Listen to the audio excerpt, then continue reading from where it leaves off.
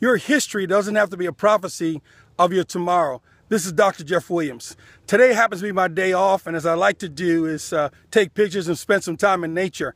I'm here in a field here out in Little Compton, Rhode Island, spending a little time with the birds and the flowers. But a thought came to my mind as I was meditating. One is this, that your history does not have to be a prophecy of your tomorrow.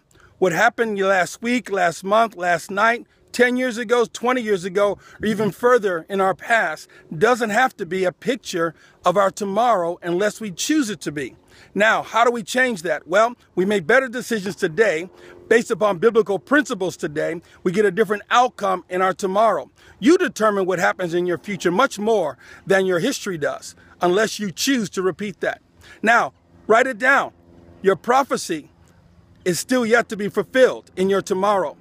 But you don't have to think that yesterday is your prophecy of your tomorrow. What happened last week, last month does not have to repeat itself. Plant different seeds, you get a different harvest. It's really that simple.